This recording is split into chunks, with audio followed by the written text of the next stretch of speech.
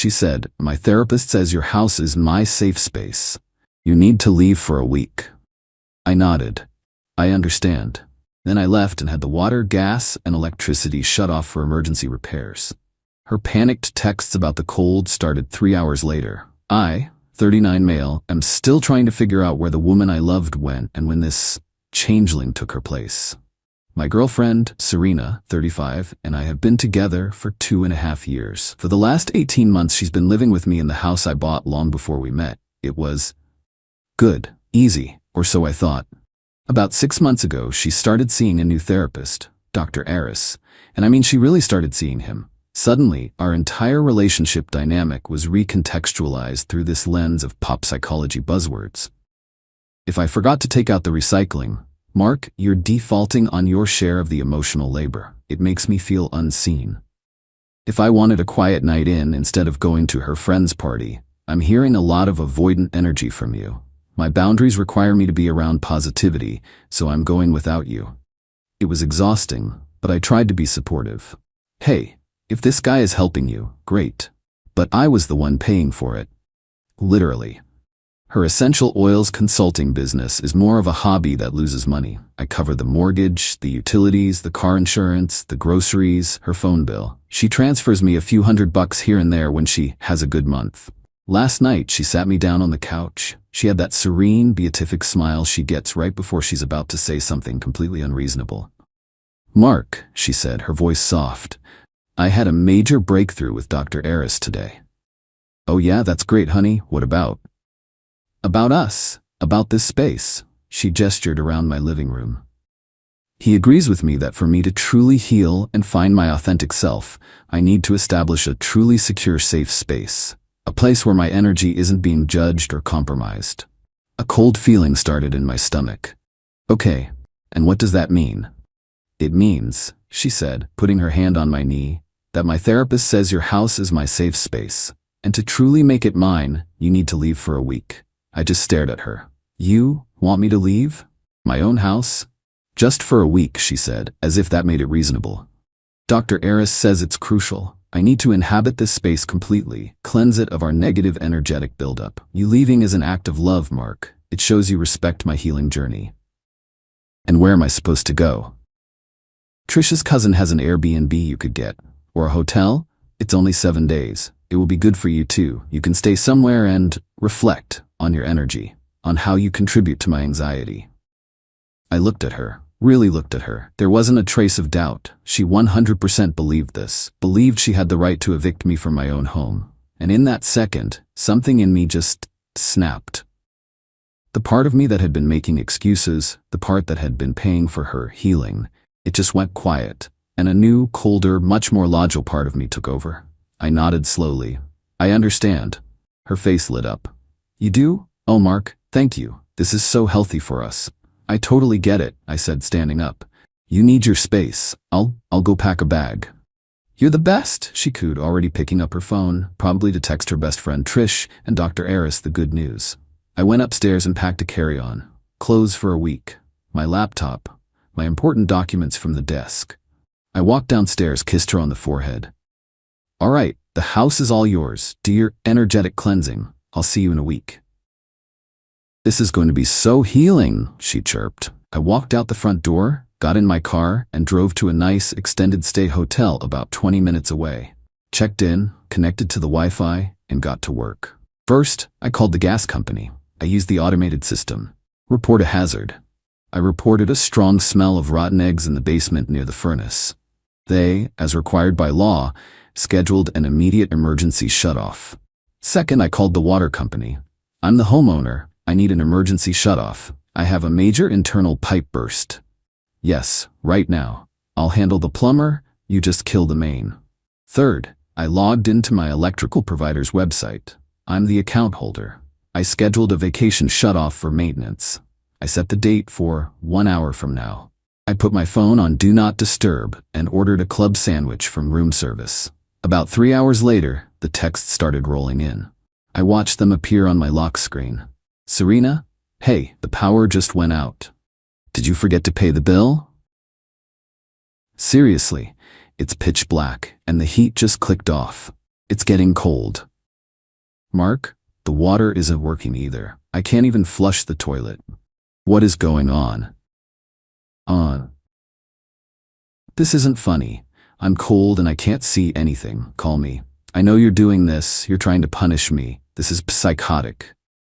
Turn it back on right now. I finished my sandwich. I sent one single reply. Wow, that's crazy. Must be a massive neighborhood outage. So glad I'm at this hotel. Anyway, I'm turning my phone off to reflect like you suggested. Have a great week. Then I blocked her number. Update 1. Woke up this morning feeling rested. Which is wild, considering the mushroom cloud I knew was forming. I unblocked Serena's number just to see the damage. It was impressive. Dozens of missed calls and texts, each more frantic than the last. They culminated around 3 a.m. with, "I'm at Trisha's. You are a monster. My lawyer will be calling you." Then at 8 a.m. the real fun started. A call from an unknown number. I let it go to voicemail. The message? "Mr. My last name, this is Officer Darden. We've received a wellness check request from a Miss Serena.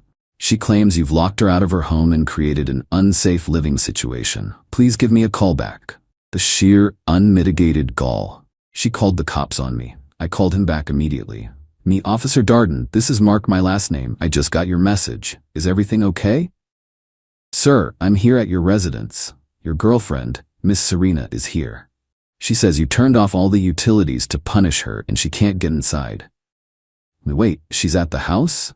Is she insane?" "Officer, I had to leave yesterday because of a critical safety issue. The gas company red-tagged my furnace. I smelled gas and they shut it off immediately.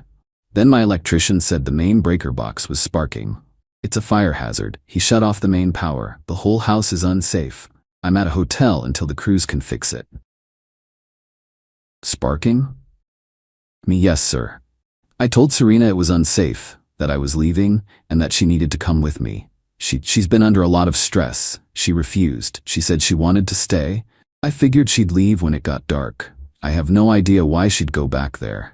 And the house is locked because it's a dangerous work site. The crews are scheduled for this afternoon." I could hear him turn away from the phone. Muffled talking. "Officerina." "Ma'am." He's saying the house is a fire hazard. He says he told you not to stay. Serena's voice. "He's lying. He's doing this to control me. My therapist said he would." The officer got back on the phone. He sounded tired. "Sir, this sounds like a domestic dispute."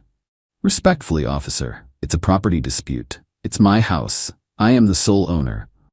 Miss Serena is a guest who was asked to leave for her own safety while I conduct emergency repairs.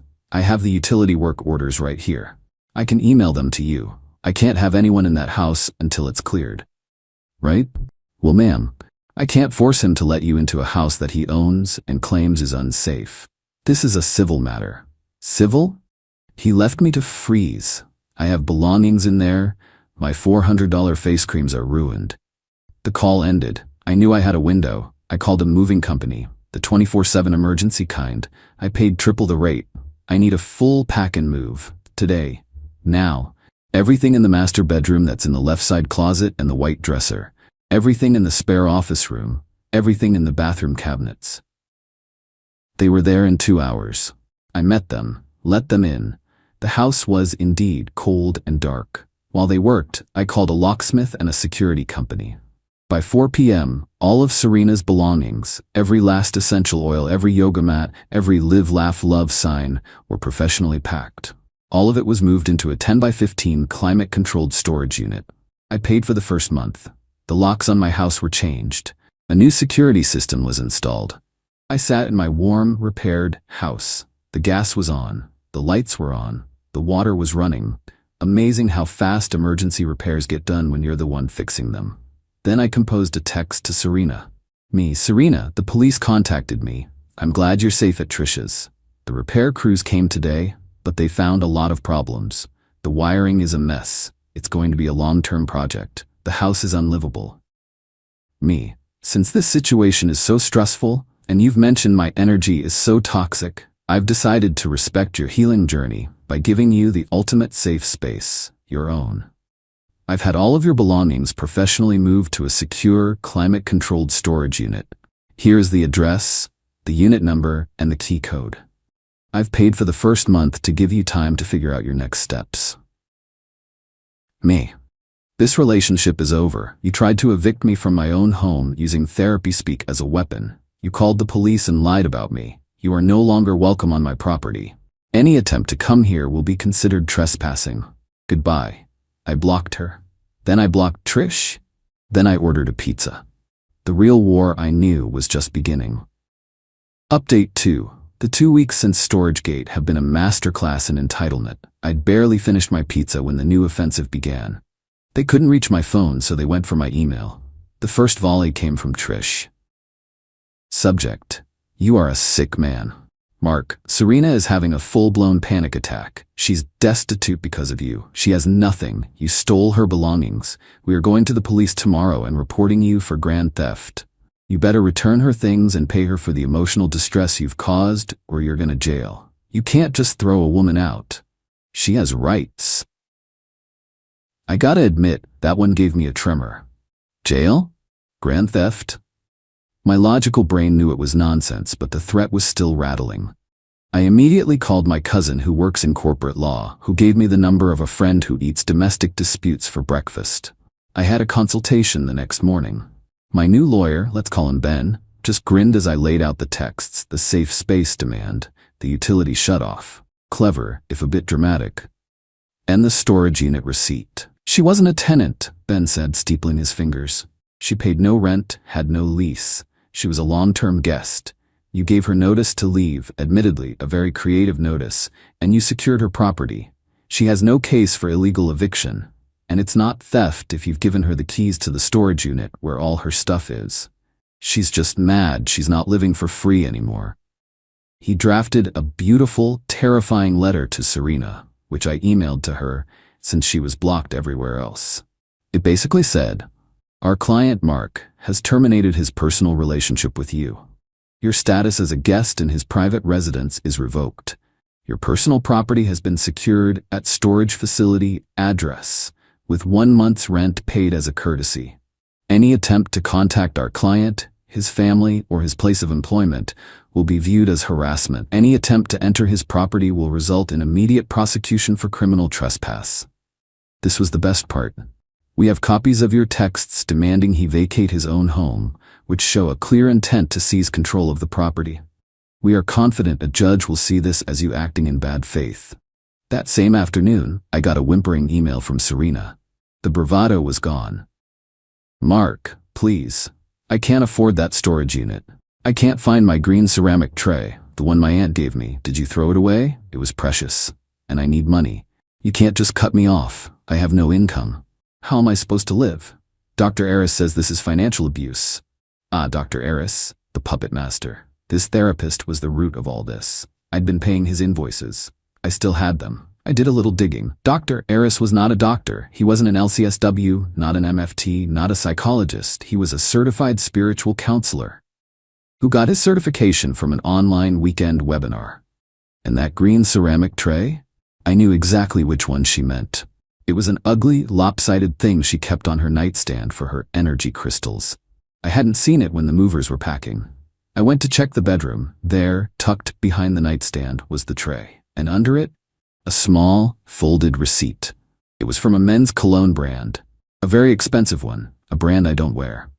The charge date was from 3 weeks ago. Suddenly, the safe space demand made a whole new kind of sense. The week I was supposed to be gone, the cleansing of my energy. She wasn't just trying to evict me, she was planning to replace me. My blood went from cold to boiling. This wasn't just entitlement anymore, this was a planned cuckolding. So I took a new step. I found the Dr. Eris Spiritual Guidance business page. I found his professional email, and I sent him a little message. Subject: invoice question and a lost item. "Hello Dr. Eris, you've been treating my now ex-girlfriend Serena. I've been paying your invoices. I'm writing because I believe there's been a mistake. Your counseling seems to have crossed a line from therapy into encouraging a hostile takeover of my home. Also, your friend, Serena, left something here. A receipt for cologne, and this ugly green tray. I have a new security system with cameras. I'm very interested to see if a spiritual guide has been making house calls. My lawyer Ben is also very interested. I expect you to handle this. And by handle this, I mean you need to make sure I never hear from Serena again. No legal threats, no emails, nothing. Or we'll all find out just how holistic your practice really is. I attached a photo of the receipt in the tray. I didn't expect a reply. I was wrong. Final update. The silence was, as they say, deafening. For about 48 hours. I was at my desk trying to untangle a code migration when my personal cell rang. It was Ben, my lawyer. Mark, you're not going to believe this. Oh God, what now? I just got a call, not from Serena's lawyer, from a lawyer representing a Mr. Eris, the therapist. My heart hammered. And Mr. Eris would like to resolve this amicably. His lawyer said his client is deeply concerned about Serena's instability and potential for misinterpretation of his guidance. Misinterpretation. Right, get this. Mr. Eris is generously offering to pay for Serena's storage unit for 1 full year. And he's offering you $5,000 for your trouble and emotional distress in exchange for you signing a non-disclosure agreement about him and his practice. I almost dropped the phone. The cologne receipt. That had to be it. He wasn't just her therapist. He was the guy she was buying cologne for. The safe space was for him. He was terrified of me blowing up his little healing scam. Me, Ben? Counteroffer.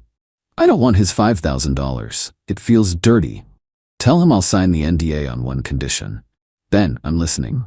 I want a formal, notarized letter from Serena. In it, she must state that she was not a tenant, that she paid no rent, that her demands for me to leave were based on personal advice she now recognizes as inappropriate, and that she fully relinquishes any and all claims to my property, now and in the future.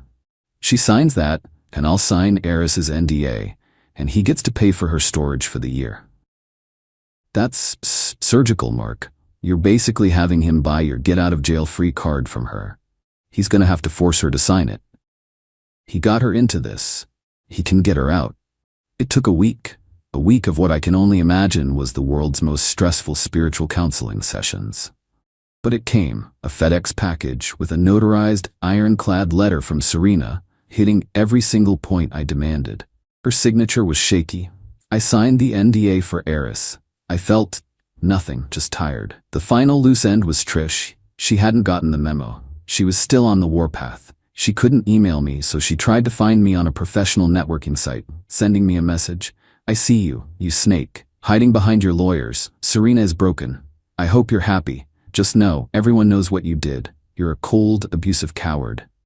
I looked at the message. I thought about the cologne receipt. I thought about the safe space lie. I replied with just one attachment, a scanned copy of the notarized letter Serena had signed where she explicitly admitted everything. Her reply 20 minutes later, oh. She's blocked me now. So, that's it. It's over. I'm out thousands for Ben's time, for the movers, for the locksmiths, for the security system. My house feels empty. I'm constantly checking the new security cameras. I jump when the heat clicks on. I don't feel like a winner. I don't feel justice was served. I just feel like I survived a hurricane that I invited into my own home. I was a fool for letting it go on so long, for paying for the rope she was using to hang me. Last night, I took the ugly green tray and the cologne receipt, and I put them in my barbecue. I lit a match and watched them burn until they were just black flakes. It's not a healing journey, but I guess it's a start.